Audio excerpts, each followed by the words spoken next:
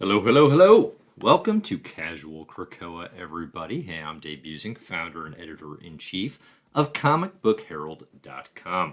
Today we're going to be talking about X-Men comics that came out the week of August 11th, 2021. That includes Children of the Atom number 6, as well as X-Force number 22. Also going to answer a bunch of listener questions, including the big one that has been coming in approximately every 7 minutes on the dot. Will Jonathan Hickman be leaving the X-Men, with the big Substack news that came out in comics this week? Okay, I'll talk about that one with the exclusive information you've come to expect from Comic Book Herald. No, I don't have exclusive information. Nobody does, because Jonathan Hickman only talks to the people he wants to talk to in interviews. So anyone out there saying things, making proclamations about the intents of Jonathan Hickman, the comics creator, they are overstating things, or they are flat out lying, because nobody knows but Hickman himself. But I will be theorizing about what the Substack thing means, what it could mean for X-Men, and kind of where I expect things to go. But it's pretty important to note up front, people don't know. People don't know, and they're pretending like they do, and it is goofball. But yeah, we're going to talk about X-Men comics today. Get your questions in here in the chat. Definitely let me know any priority questions here. You can do so with the super chat, which is greatly appreciated in supporting Comic Book Herald and all comicbookherald.com endeavors. Already seeing the question pouring in the chat here. Did Hickman leave X-Men for sure? I'm going to talk about it. I'm going to talk about it. I'm not even going to say. I'm not even going to say it. We're going to get to it, all right? You got to stick around for a minute for us to talk about that. I do also want to just say thanks to everybody for continuing to support comicbookherald.com, for continuing to support Comic Book Herald, the YouTube channel, liking, subscribing, sharing the videos. All that stuff helps me out immeasurably, and it has helped me out a lot over the past month and a half or so. In particular, as I've been saying, we welcomed our third little baby into the Busing family here, which was super exciting, and has been honestly kind of a blast. It's been great. It's hard work, obviously. I have changed more diapers at this point than I've read X-Men comics, which I did not think possible, but I have done it. I surpassed the total. But regardless, thanks to everybody who's kind of been putting up with just the streams. People have been asking, like, hey, are you going to do proper Crack and Krakoa videos again one day, where I actually do individual issues, one issue at a time, go through some of the panels, set up some of the transitions, all that fun stuff with the visuals? And the answer is yes, absolutely. I do plan to get back to Crack and Krakoa proper. Likely, I will try to do so with the Trial of Magneto. That feels like, which is coming in towards the end of August. That feels like the event. Definitely by Inferno. Okay, definitely by Inferno. I will have proper Crack and Krakoas getting through all this stuff. But again, thanks so much to everybody who's been hopping on the live streams, on the Casual Krakoas, making these a fun time, and just, talking comics and supporting all things CBH in general, which is a blast. So really appreciate it. Seeing from Verno from the Cerebros, got to get one of those hats. You do. Definitely CBH brand merch. I think the link's probably in the show notes. There is a tiny little CBH store, which is one of the ways that you can support Comic Book Herald and get yourself a cool hat, get yourself a little shirt with the logo. All of that works. For people asking, when did I start? These live streams start every Wednesday that I do them, the day the comics come out, the day new X-Men comics come out, every Wednesday at about 5:15 Central is usually my go-to time, okay? So you can expect that. I don't want to say quite like clockwork, but I mean, that's been every one of the last however many I've done, right? 10 or so.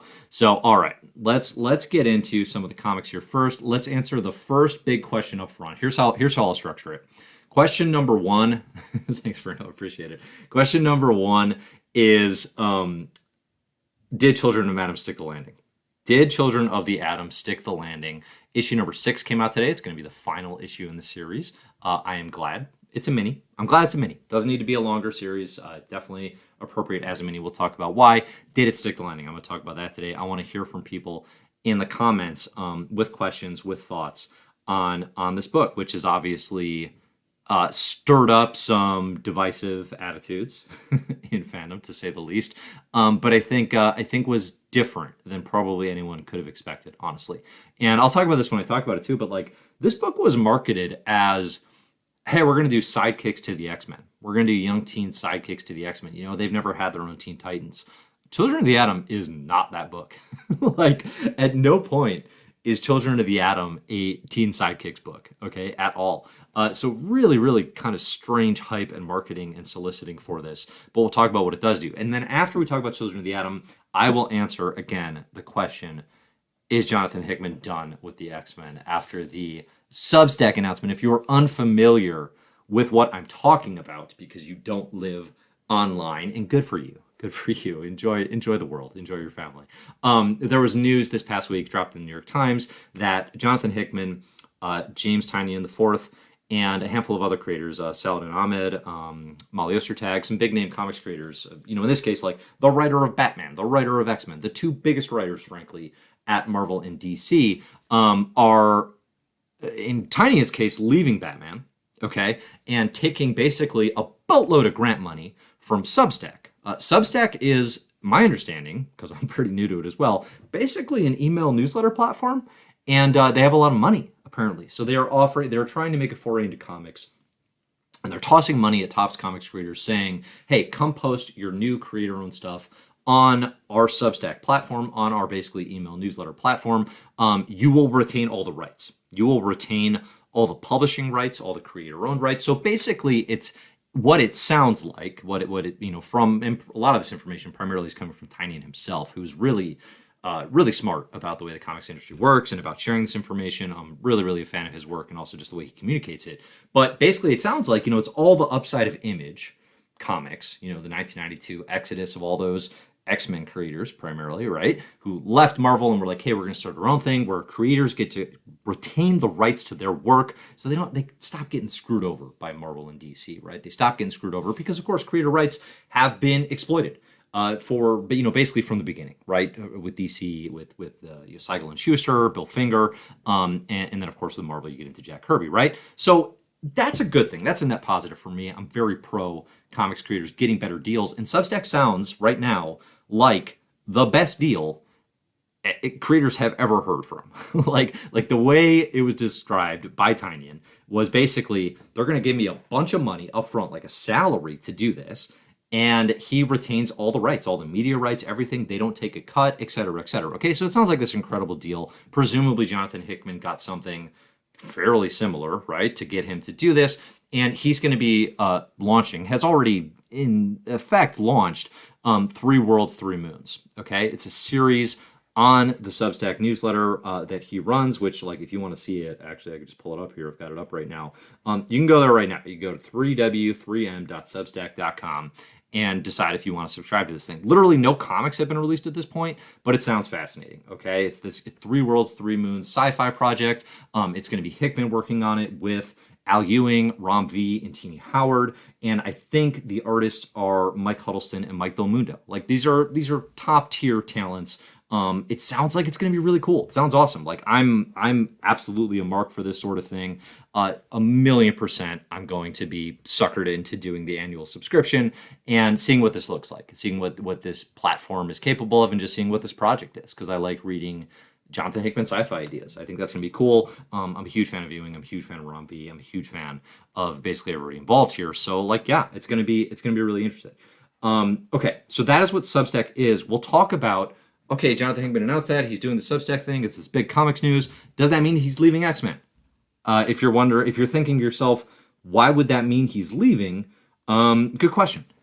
Good question. Why would you assume that? But we'll talk about it, okay? But first, Children of the Atom. Let's do this. All right, so Children of the Atom number 6 came out today.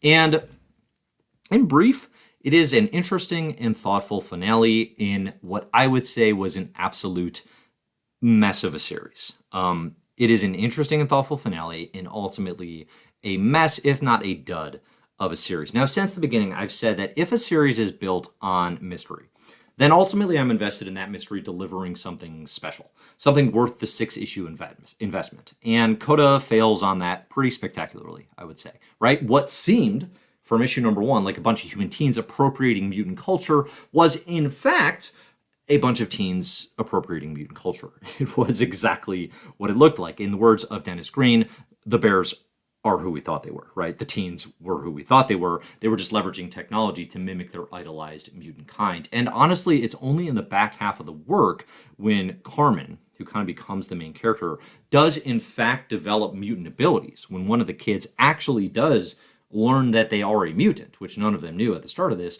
that the conversation gets engaging enough to really broach what this means. But as far as like intriguing, fascinating mystery, Children of the Atom doesn't have it.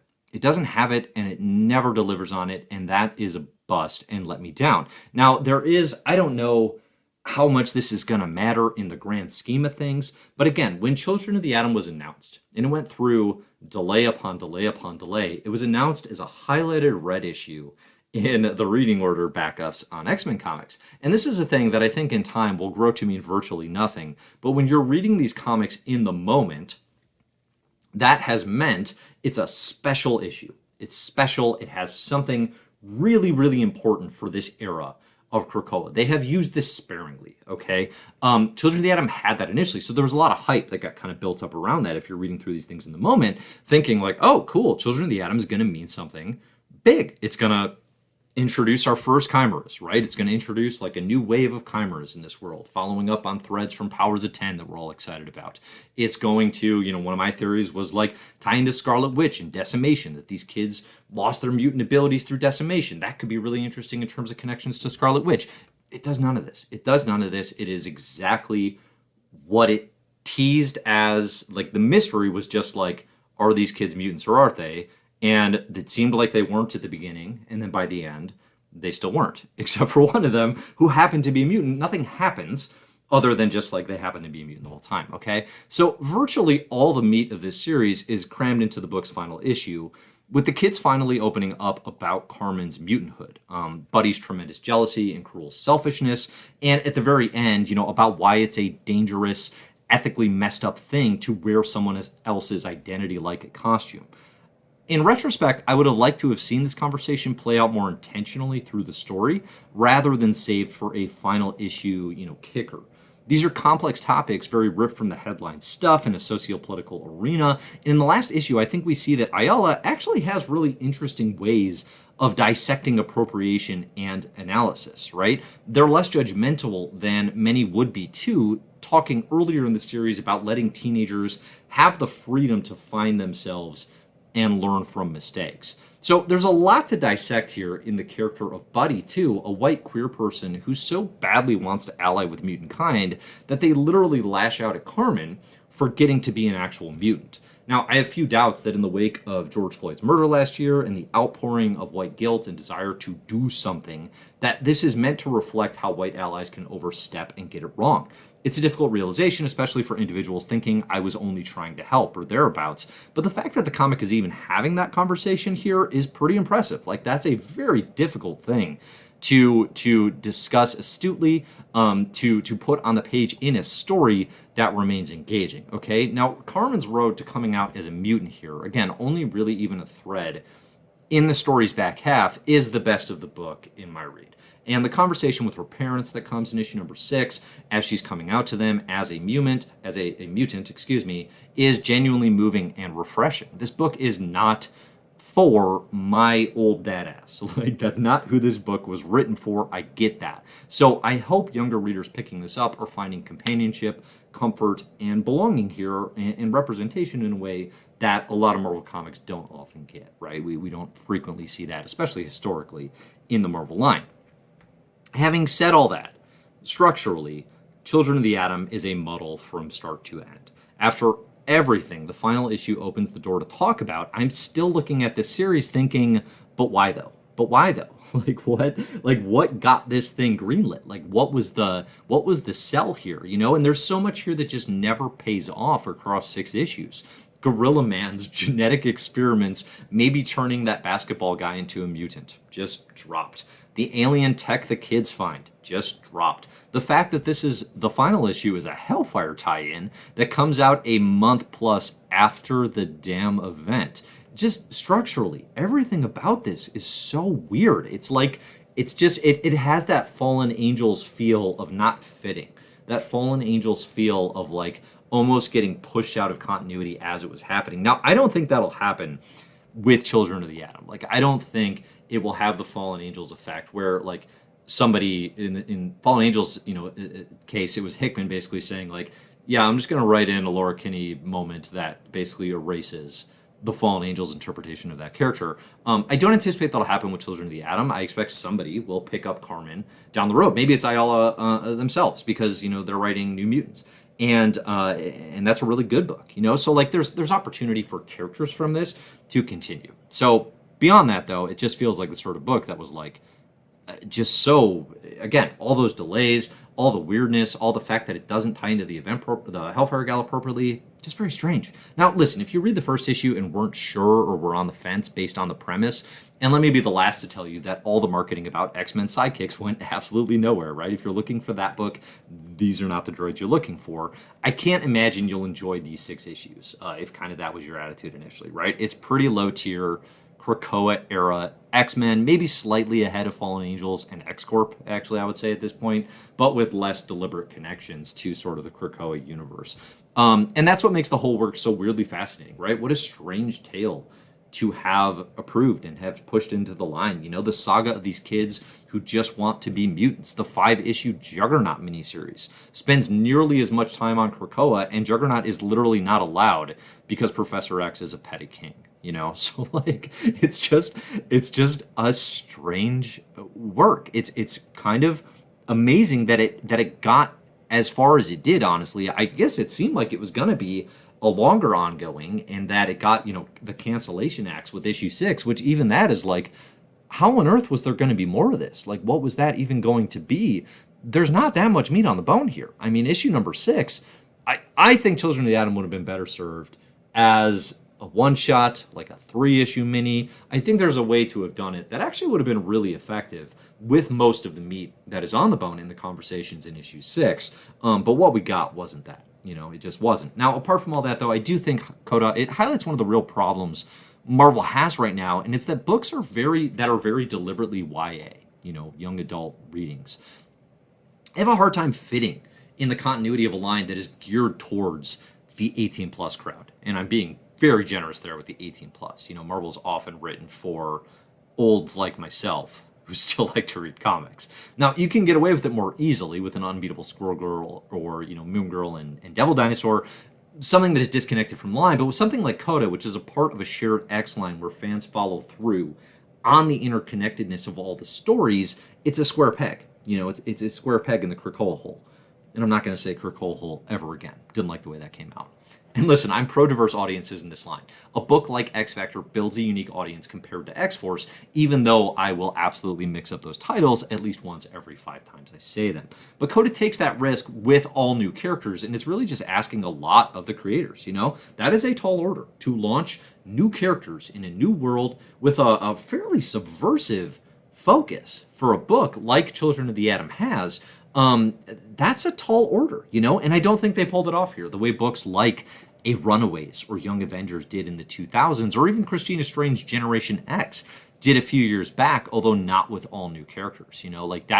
Those are rarities in Marvel because fans want the characters they know and the characters they like, and dropping in all new stuff, that's what creator-owned work is for, right? And I think that's to the detriment a lot of times of Marvel Comics and of DC, in some ways. It's one of the thrills, I talked about him at the start of this, of James Tynion's Batman right now, in addition to all the other, like, the kind of the community and the Bat office that's working on stuff, but it's like all the new characters that they're dropping into it. And you realize, as Tynion's just like, yeah, forget it. I'm just going to throw these characters in. I'm not going to save that, intellectual property right or worry about that stuff because I've got ideas to spare on the creator-owned front. And it's like, yeah, how cool is this that we get new characters? It makes Gotham more exciting. It makes Batman more exciting. And you forget that we just don't really get that very often in the big 2 shared universes, because if you're a creator, and people have been saying this since Roy Thomas, why would you create new characters that then Marvel claims for their own and makes $1 billion off in their movies, and you get, maybe a wave and a ticket to a premiere and a little bit of cash, right? It's not worth it typically. So it is a nice thing to see, but it is also a tough thing to do from an audience perspective and to really win. So I'm curious what people think about Children of the Atom in some regards. If people thought it, I'm probably the most curious in people who think actually this was good, and it really worked in a way that I didn't expect it to. I'm probably most curious about the more positive sides of things, because again, I think in this final issue, there's really smart conversations to be had. They come too late, and then you only have so many pages to really work through them. And I think there's a shrewdness and an economy in the dialogue to have types of conversations, again, about things like allyship, about things like appropriation, of people's identities. Those are difficult things to talk about. I think it's done very well here, but again, it's only one issue of the bunch, and there's so much sort of chaff to get to that point. Chaff's what you don't want, right? You want the wheat. Presumably you want the wheat. You don't want the chaff. There's so much chaff that it's just hard to get to. So, I mean, if there are people who really dig it, I would definitely be interested in those ideas. I did see a question up front here as I got started about since Children of the Atom stumbled upon human and mutant hybrids, and this is a question from Marcos. Thank you, Marcos, for the good question. Since they stumbled upon human mutant hybrids, is the loose thread with this book Chimera related and about to be further developed in Inferno?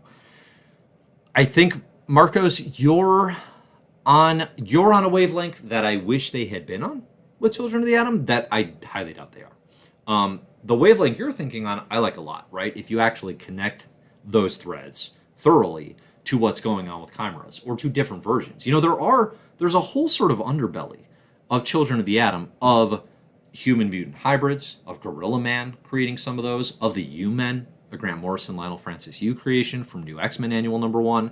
That is, the U-Men are all about taking mutant body parts essentially and grafting them onto yourselves. There's all sorts of sort of overlap with the idea of chimeras, which obviously we saw resurrected via Mr. Sinister in Hellions, the issue that came out last week. I don't expect we'll see any of that in Inferno. I highly, highly doubt that will even be referenced, again, because of what I was talking about, which is effectively like Children of the Atom it's kind of pushed into this weird corner by itself, and I think at most, the recurrence that we'll see from this will be Carmen, the individual who can actually access Krakoa, who has shape-shifting abilities and potential connections to Mystique. We could see Carmen show up in future titles. If Inferno will have tie-ins, and we don't totally know how that's going to function, with the Hickman-written event, like are all the other titles during that time going to tie in? If that's the case, maybe we could see a Carmen in New Mutants, in the Ala written with Rod Reyes. That would be interesting to me. But aside from that, no, I really don't expect we'll see a heck of a lot of return. In Inferno, it's just not that intentional, and I just don't think it's that going to be interconnected. So, all right, let's hear what anybody else wants to think. Otherwise, we'll get to the big question here, which is, will Hickman be leaving the X-Men? I'll share my thoughts on that. Unstructured, unfiltered, and unprepared. And then we'll talk about X-Force, which came out today.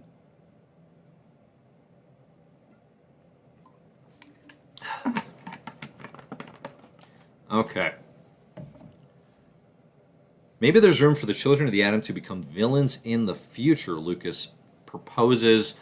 That's interesting. I mean, I think one of the things about the way Ayala writes these characters is it would be easier to have written them as villains, I think, by the end of this, right? It would be easier to have said, look at these kids appropriating mutant culture. This is clearly offensive and bad. They are villains now because they couldn't become, and they'll join the U-Men or something like that. But there's care and there's distinction taken to say how they're different from the U-Men.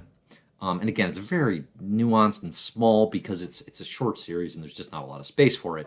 But I don't think that is the intent. I don't think the intent is to move any of these characters into like villainhood. Although somebody like a Buddy, who hear a lot of emotions, flying off the handle here in Children of the Atom #6. Buddy is the one who lashes out at Carmen for being a mutant, is clearly the most jealous, it would seem, the most impacted of somebody who gets to be a mutant and she doesn't. I mean, wants that identity so bad that could a creator do that in the future? Yeah, I mean, in the character arc would make sense.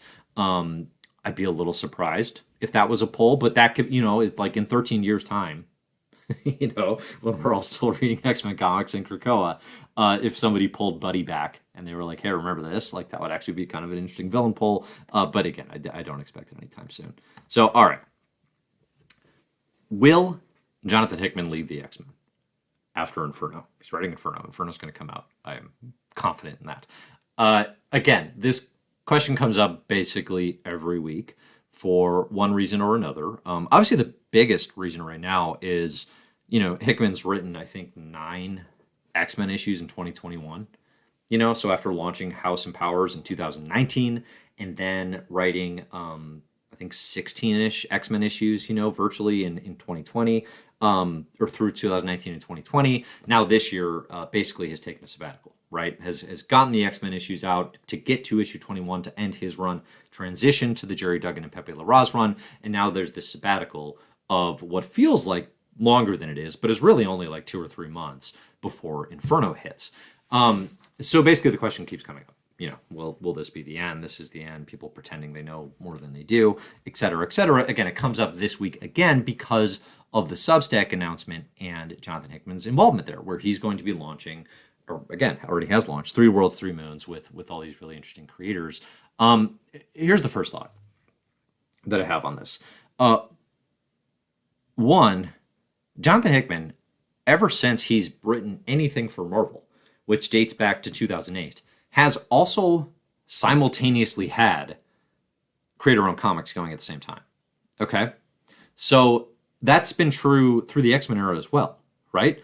Through the X-Men era, House and Powers, Hickman launched Decorum, like shortly into becoming the head of X. Decorum started.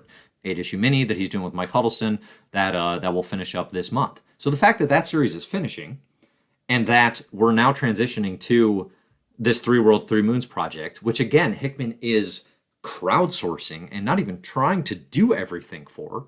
He's inviting other players to the table, presumably workload-wise, and because it'll be interesting to have this jam session that he seems super excited about having, that nothing's different here.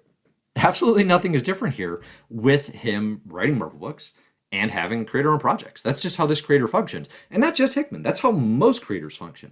Once they get to a point where they have built a substantial audience through the big 2 properties, creators launch more creator-owned books and try to build attention that way. You look at somebody like Tanyan, who I keep mentioning here, has approximately 735 creator-owned works out right now, all of which are Eisner-worthy, right? Like doing amazing work and doing Batman. That's amazing, right? There are creators who are doing way more. Jeff Lemire, historically, producing 8,000 comics at any one time, has also contributed to Marvel and DC, right? So this is not a new or super surprising thing. The biggest difference with Substack, I would suppose, is just the idea of how much money they have, right? And the fact that Substack seems to be wooing these top-tier creators and these individuals, the Tanyan, the Hickman, the Ahmed, the Ostertag, with a boatload of dollars.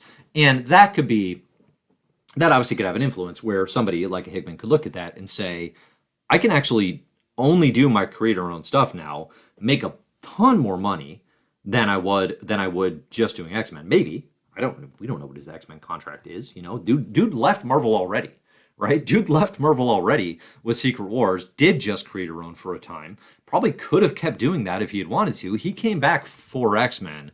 I mean, listen, I don't know the dude's personal finances, but like his comics sell, his comics do well. So hopefully he was doing fine, right? And came back for X-Men and obviously would have had a fair amount of leverage to do that. I mean, I would say Marvel needed Hickman on X-Men more than Hickman needed to come back for X-Men, right? Like X-Men was in dire straits as a comic. They needed House and Powers more than Hickman did at that point in time. Stuff like Black Monday Murders, whatever other, East of West was still ongoing. That stuff had prestige. That stuff was selling, and it was all creator owned, right? So he had the rights to it. Again, the only piece to this that I could see would be if he looked at it and said, I can do my creator-owned stuff now, and just with the amount of money that Substack is contributing, I just absolutely do not need to do anything with Marvel. I just kind of would be surprised by that. Again, from the sense of he didn't need to come back to X-Men in the first place, and dude had a plan. Dude had a vision, right, with House and Powers. Why would he not want to see that through? You know, and I think too, the thing people often overlook when they're talking about Jonathan Hickman as the head of X is like he is the head of X.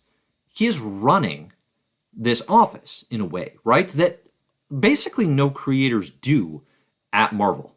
You know, obviously you have Jordan D. White as like the headline editor, but again, if put to who has the power here, you know, in terms of like the pull and the weight, and it seems like they get along, so I don't know this is necessarily a huge quarterback controversy, but like it's going to be Hickman. You know what I mean? That's a name, that's a draw, that brings in money. That's going to bring boatloads of subscribers to Substack, like myself, to check out his comic. So he's got the opportunity and the leverage and the position here to take a sabbatical, to take 3 months off, like I said, to take 3-4 months off, and then come back and drop 4 48-page Inferno issues, you know, which is the equivalent of an 8-issue miniseries, you know, in a regularly sized comic. He's got that leverage, he's got that opportunity, and he can oversee everyone else, and he can kind of operate like a small creator-owned publishing line where he gets to bring creators that he likes to the table. He gets to help them shape ideas and then push those out in the Krakoa playground that he has shaped. That can go on for a long time. It could go on for a real long time. And it doesn't have to be the same sort of stress level of, oh, I'm going to write 16 issues of X-Men every year, and I have to do that to pay the bills, because at this point he doesn't. Dude can take breaks, he can still be involved, and if that's what he needs to get the creator-owned stuff that maybe is a fixation at the time. So I'm less inclined to think that like, oh yeah, like he's definitely out of here because he's writing a creator-owned work for a basically brand new newsletter comic. Like, I don't think so. He's always done creator-owned works, as has basically everyone of his tier, as they've been writing for these big publishers. And I just don't think like there's any reason to think that this in particular pushes it over the hump. You know, he does talk about Three Worlds, Three Moons like it's a very big thing. You know, like it's building sort of a new line, a new universe is kind of how he describes it, like a shared universe. And that's cool and that's exciting. And that also will take a lot more time, you know? So that has potential there to be like a more time consuming thing where then he looks at it and maybe gets out of X-Men earlier than he would. But I mean, I don't know. Again, it's like, first off, nobody knows here. So it's all just conjecture. It's all just guessing. And it's all just based on, you know, the little bit of information that we have. But like, I guess if you're him and you nailed it with House and Powers, you set up this cool thing, you could take the attitude of, I set up the playground, everybody have at it, I'm good. I did the part I liked, which was setting it all up, I'm out of here. But this is somebody who notoriously has vision and has plans and has, again, with, we've seen with everything, like he knows how things are going to end when he starts them. So if he knows that, he probably wants to write that. He probably wants to get there and get the credit for that. If Inferno feels like an ending to the House and Powers saga, then I think we'll know.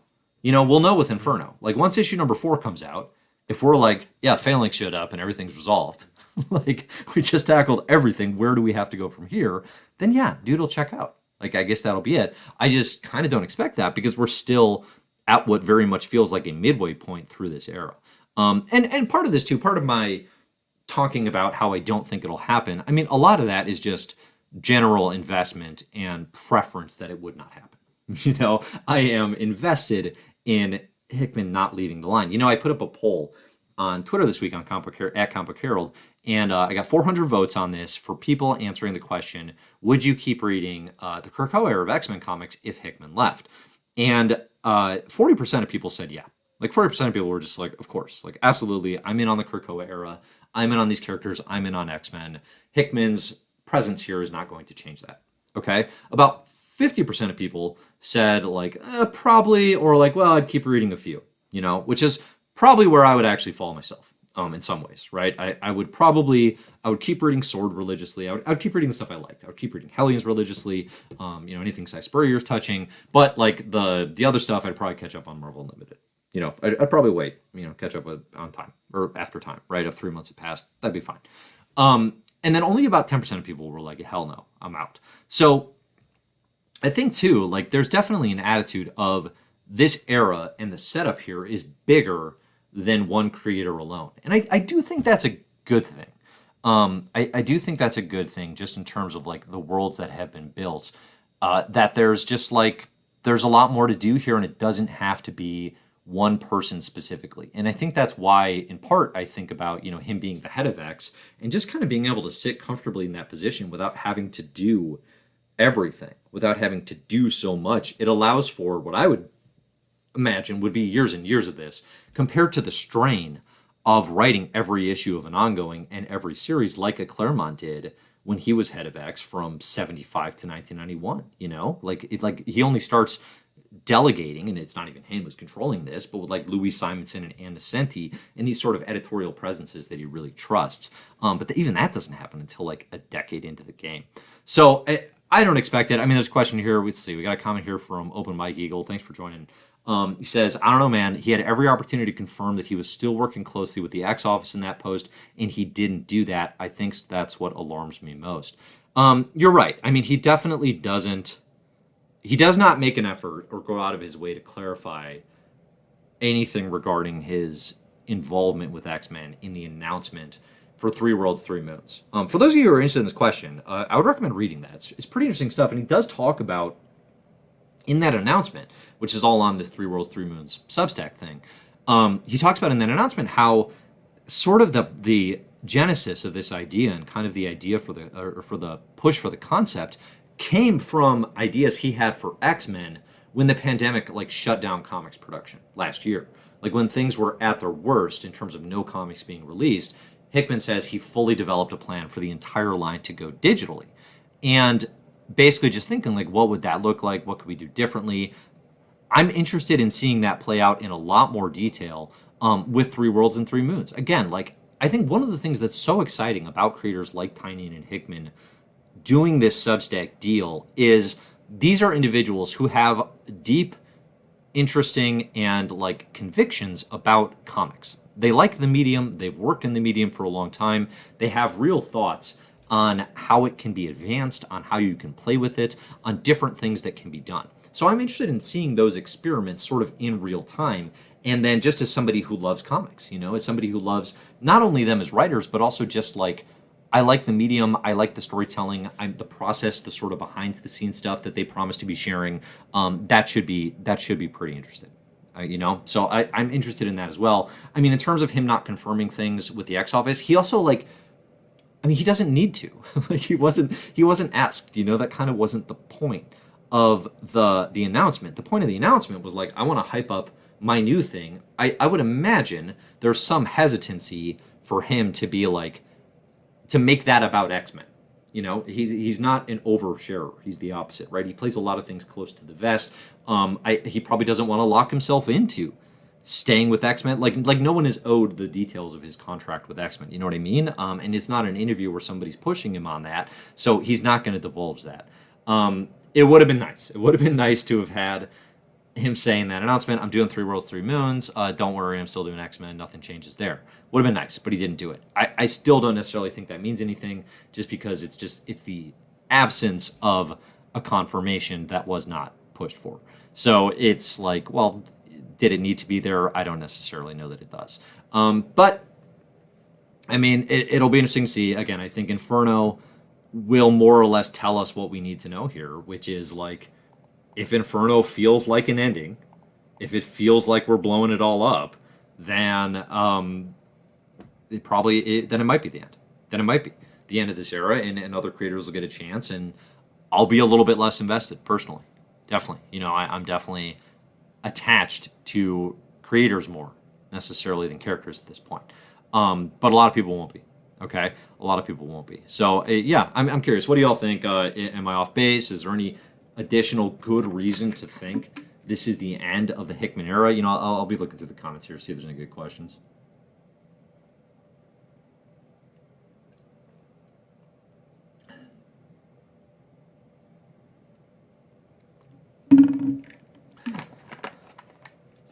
I mean, I think too, like the sort of frustration with Hickman being kind of hands off on X-Men, even for a few months.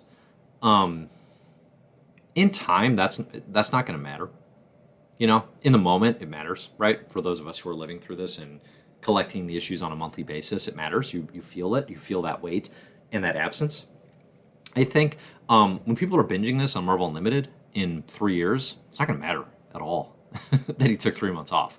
You know, people are going to binge the series they want to read, and then they're going to get to Inferno, and it's either going to be incredible or it's not, right? This, you know, but I expect there's going to be a lot of really interesting stuff. I think big picture, we get caught up in the specific moment, you know, in a way that like long term is just not going to matter at all.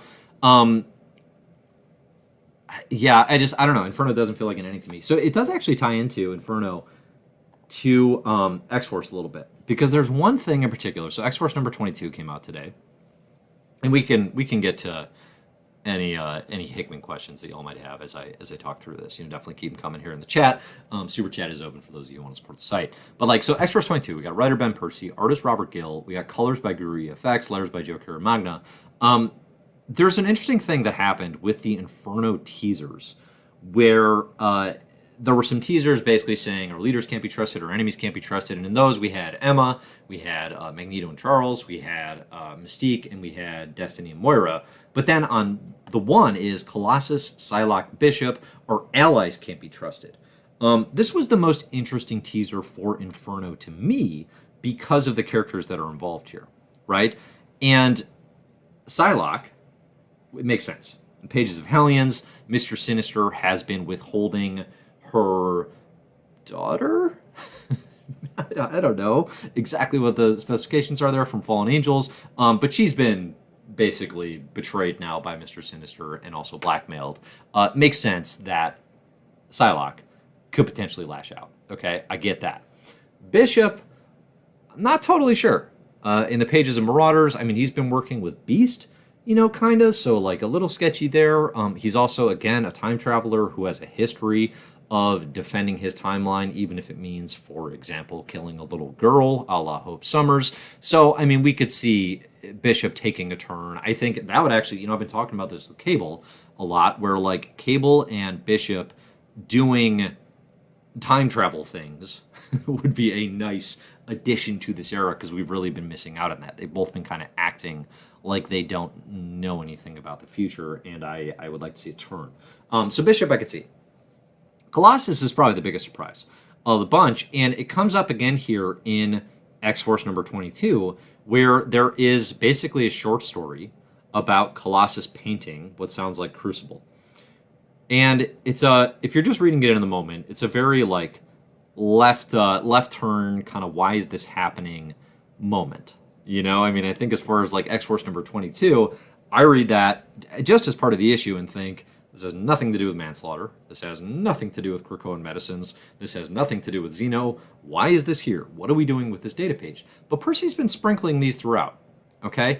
And the line here that got me, in connection with this Inferno teaser with Colossus, is he tells someone, like, I'm just documenting everything that's happening here, or something to that effect. You know, they were like, why are you painting Crucible? It's gross.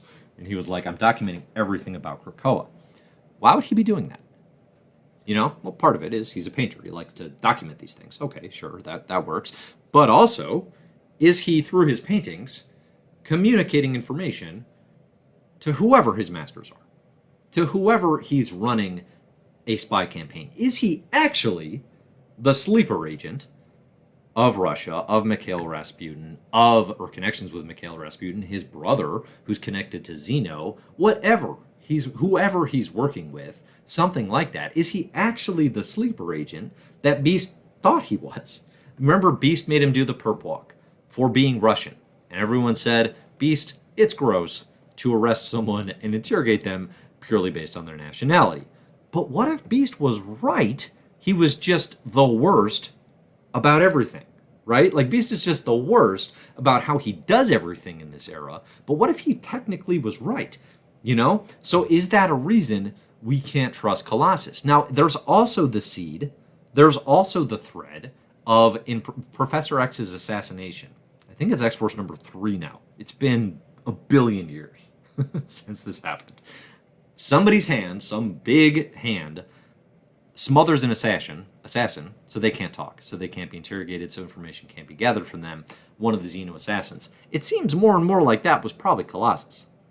It seems more and more like that was probably Colossus, because he's rescued by the Marauders shortly before that, and brought back via, from Russia, from some sort of defeat. Could Colossus be a sleeper agent? I think it's actually very, very likely at this point. It's a real slow play. It's a real long game. But the fact that he's here on this Our Allies Can't Be Trusted teaser for Inferno makes me think that's where we're going with Colossus. I don't know that it's going to be like an amazing payoff just through the pages of X-Force. Because again, like Percy has really slow played it. And I think X-Force and the Wolverine saga kind of as a whole, I think Percy is probably, it's a solid book, but it's also like, I think it's a little too flatlined. The highs aren't as high as maybe they need to be for this to really go down as an iconic run or anything like that. But there are good ideas here, and I think Colossus as sleeper agent could be a really interesting development. It'd be kind of a wild thing to drop in Inferno, to see that actually come through. I mean, the Krakoan for the next issue, X-Force number 23, reads the Cerebral Sword, which last we saw was Mikhail Rasputin retrieve that and then bring it to Xeno, and then I think what we've been seeing going on in Wolverine is it seems like they're trying to accumulate Mcron crystals or whatever it is that they need to power their own Cerebro sword. But I'm intrigued. I'm intrigued. Again, it would lead to this scenario where Beast was right, but also still so wrong. It would be interesting. I'm curious. I'm curious to see it and see if this actually means Colossus can be trusted. Although then you go the other way and think, well, he's on this teaser.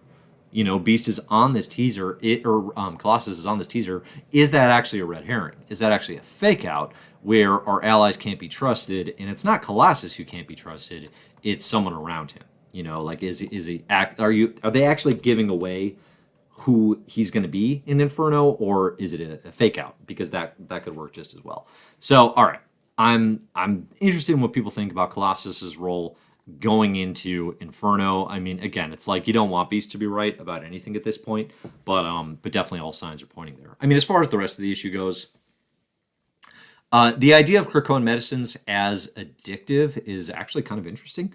There's not a lot we know about the medicines and their purposes in the mutant plan. I think I'm intrigued to a degree. I think it's been overdone a little bit here, but I'm intrigued to a degree about the way like misinformation about Krakoan medicine, how that parallels misinformation about medicine, vaccines in our own world. This would absolutely happen with mutant medicine. Like there would be all these bad actors, all these players, in this case Xeno, who would manipulate fears and concerns about this foreign unknown medicine and twist that to their own endeavors, which is exactly what we see here with Xeno and with Krakoan medicines, where he manipulates Dr. Bloodroot, the weapon plus doctor, creator of manslaughter, which is something I talked about in previous Kraken Krakoas. Manslaughter is a weapon plus basically weaponized man thing, which is a Ben Percy creation from, I think it's like World War IV, Manslaughter, something like that. It's one shot, and basically Manslaughter is Man-Thing, but if Swamp Thing was Wolverine, more or less. And, we get here Dr. Bloodroot, he turns himself into this revenged Floronic man. We get a plant-based invasion of the Body Snatchers, or like the Starro Snatchers, if you watched the Suicide Squad recently. And, they're able to hack their Krakoan gates through the Floronic abilities here. So it's more playing with all of the ways that flowers are at the heart of Krakoa. Like Ben Percy really took that to heart. Like really, really took that to heart. And it's still happening. It's a fine callback. It's a fine issue, I think, as a whole. Again, the Colossus stuff was probably what I was most interested in. X-Force needs to start paying things off. The Cerebral Sword needs to get paid off. We need to start learning about this assassin. We are deep into this run, and it is in neutral to a degree, and I think too, like, art here by Robert Gill is good. It's nice comic book art, but these issues really suffer when Joshua Cassara is not involved, especially when it's this heavy plant-based stuff. I think he would have done Manslaughter at a particularly high level. So I mean, X-Force again, I think I don't know that it's bland. I'm still engaged with it to a degree, but again, I feel like it's stuck in neutral to a bit, and it's not winning me over as much as it was early, which again I think is true of a lot of the Reign of X right now as we're in this gap. We're in these gap months between all the big stuff coming with Inferno. So, all right, I'll get to, we got one super chat question here I'll get to, and then any additional questions you have, if anybody has anything about Hickman leaving or whatever, I can check it out.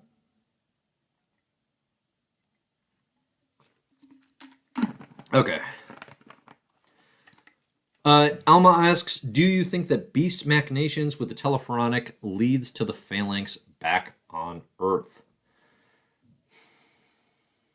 Beast does seem like the sort of mutant at this point who would think he could experiment with the Phalanx, who would think he could solve that and would have the arrogance, and then ultimately be one to like push for ascension or to get suckered into ascension himself.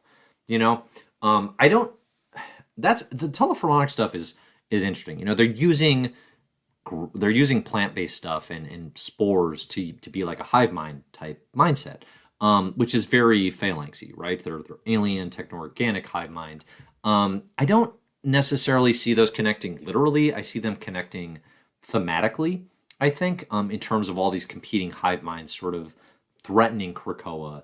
And I think the fact that they keep recurring and the fact that I even know what a hive mind is, because they talk about it so much, suggests to me that when the Phalanx come, we as readers will be like, oh, we've seen this, but this is the biggest and baddest version of these.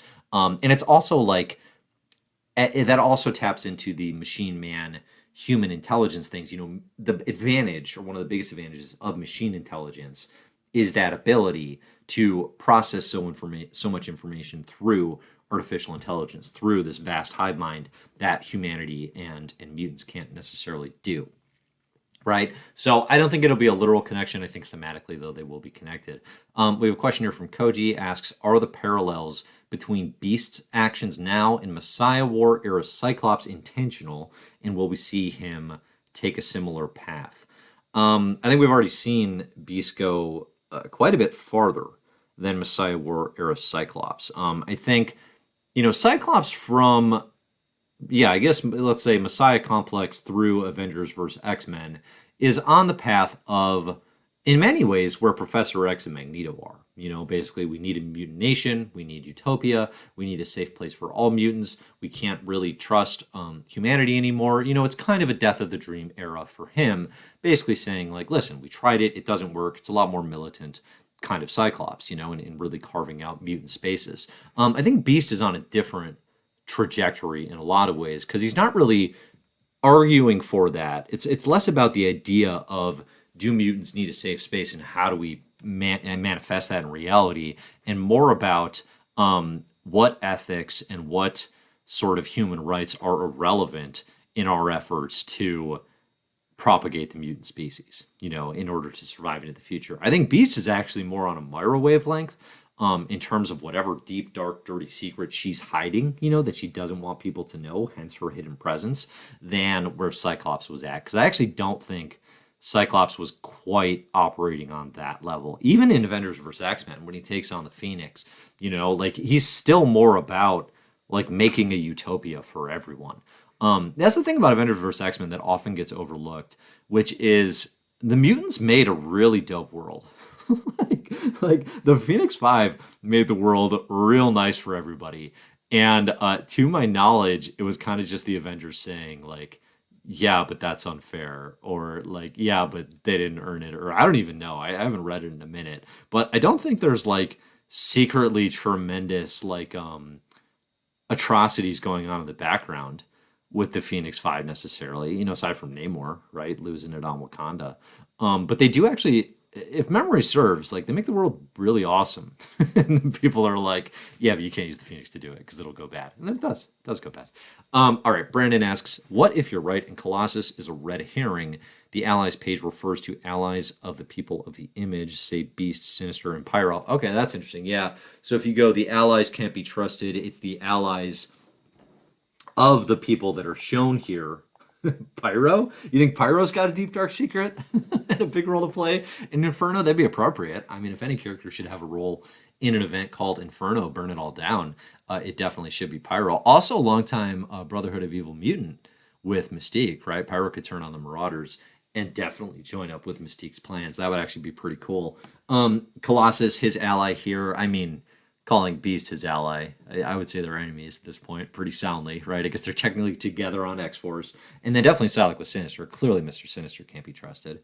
I like it. I like the inverse theory of how all these characters, how it's actually the allies of Colossus, Psylocke, and Bishop who can't be trusted, not these particular characters. I dig it. I dig it. Okay, cool. I think we can roll with that. All right, let's see. Any final questions before I wrap it? Let's see.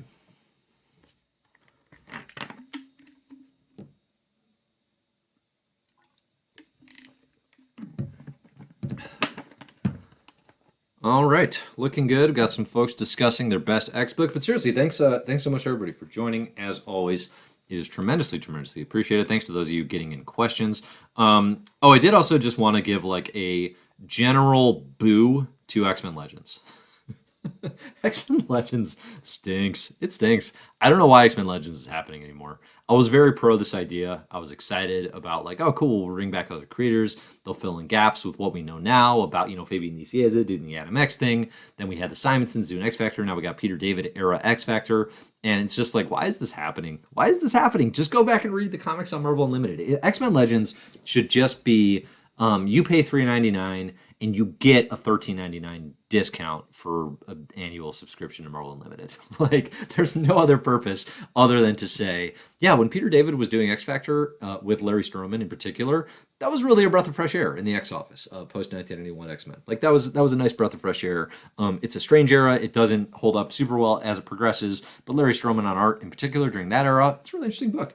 That's all you need. You just need an advertisement for the old runs that you should have read. These fill-ins in X-Men Legends, I don't know why this is happening. They aren't good, and they are not additive in any way. Very, very strange book. That is really disappointing. Speaking of disappointing things, I watched What If #1 today, or What If first episode today on Disney+.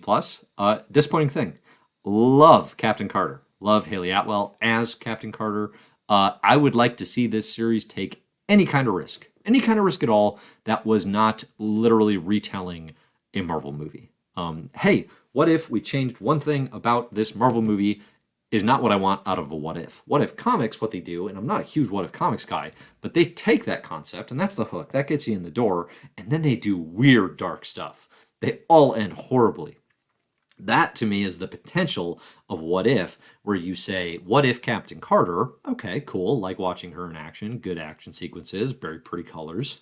Then you do weird, dark stuff about how that world is different than our own, not how it's exactly the same, but for one thing.